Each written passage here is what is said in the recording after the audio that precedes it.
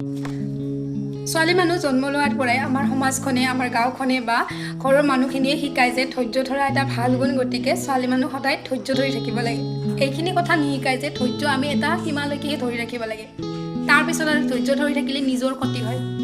আৰু বৰ্তমান সমাজখন এনেকুৱা হৈছে যে আমি নিজৰ কাৰণে নিজে ষ্টেপ ল'বলগীয়া হৈছে, কাৰণ সমাজখনে আমাক তাতে বচাব নাহে যেতিয়া আমি বিপদত পৰিম। নিজৰ ষ্টেপ নিজে ল'ব লাগিব। গতিকে আমাৰ কিছুমান কথা আমাৰ সমাজত চলি আহিছে যে ছোৱালী মানুহ ধৈৰ্য ধৰি থাকিব লাগে, ধৈৰ্য ধৰি থাকিব লাগে, কিন্তু এইটো কথা নিশিকায় যে কেতিয়ালৈকে ধৈৰ্য ধৰি থাকিব লাগে। এজনী 9 বছৰীয়া ছোৱালীয়ে নিজৰ দেহৰ ওপৰতে ঘিণ লগা হয়, নিজৰ দেহৰ ওপৰতে ভয়লগীয়া হৈ যায়। সেইটো সময়ত কি ধৈৰ্য ধৰি থকা উচিত? এখন ঘৰৰ পৰা এজনী বোৱাৰীয়ে নিজৰ ঘৰলৈ যাবলৈ পাৰ্মিশ্যন লৈ শেষত কি হয়, মাক দেউতাকৰ মৃত্যু হৈ যায়, তথাপিও নিজৰ ঘৰখনত গৈ ৰাতি থাকিব নোৱাৰে। তেতিয়ালৈকে কি ধৈৰ্য ধৰি থাকিব লাগে? আৰু শেষত গৈ কিনে কি হয় যে স্বামী স্ত্ৰীৰ মাজত কাজিয়া ইমানেই বাঢ়ি যায়, শেষত ছোৱালীজনী ছুইচাইড কৰিবলগীয়া হয়। আৰু তেতিয়ালৈকেও সমাজখনে ক'ব যে ধৈৰ্য ধৰি থকাটো ছোৱালী মানুহৰ ভাল গুণ, কিন্তু নহয়। আচলতে আমি ছোৱালী মানুহক সৰুৰ পৰা শিকাব লাগে কিছুমান কথা, যে ধৈৰ্য কিছুমান ক্ষেত্ৰত ধৰা উচিত, কিন্তু সকলো ক্ষেত্ৰতে ধৈৰ্য ধৰি থকাটো এটা ভাল গুণ নহয়, ই এটা বেয়া গুণ।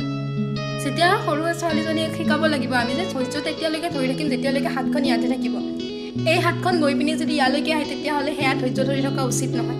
ধৈৰ্যৰ বান্ধ তেতিয়া ভাঙে যেতিয়া ছোৱালী এজনী পাব্লিক প্লেচত এজন ল'ৰাই হাত তোলায়, তেতিয়া ধৈৰ্যৰ বান্ধ তেতিয়াই ভাঙিব লাগে।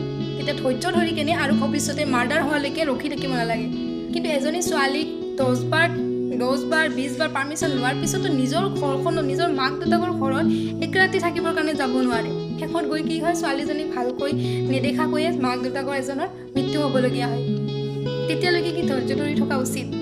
চ' এইবিলাক কাৰণতে আমি শিকাব লাগিব ছোৱালীবিলাকক যে ধৈৰ্যৰ বান্ধটো আচলতে থাকে, আৰু সেই বান্ধটো ভাঙি যোৱালৈকে আমি ৰখি থাকিব নালাগে। আৰু ধৈৰ্যৰ লিমিটটো আমি এতিয়াৰ পৰাই ক'ব লাগিব যে ধৈৰ্য এটা ভাল গুণ হ'ব, কিন্তু যেতিয়ালৈকে লিমিটত থাকে তেতিয়ালৈকে কামটো। লিমিট ক্ৰছ কৰিলে তাতে ধৈৰ্য ধৰি থকাটো উচিত নহয়। চ' কথাখিনি যদি ভাল পালে লাইক কৰিব, লাইকটো গ'ল মানে ভাল নাপায়। কথাখিনি যদি ভাল পালে তেনেহ'লে লাইক কৰিব আৰু কমেণ্ট কৰি নিশ্চয় জনাব। আৰু কিবা যদি ভুল কৈ পাইছোঁ তেতিয়াহ'লে বেয়া নাপাব, জাষ্ট মনৰ কথাখিনিয়ে খুলি গৈছোঁ।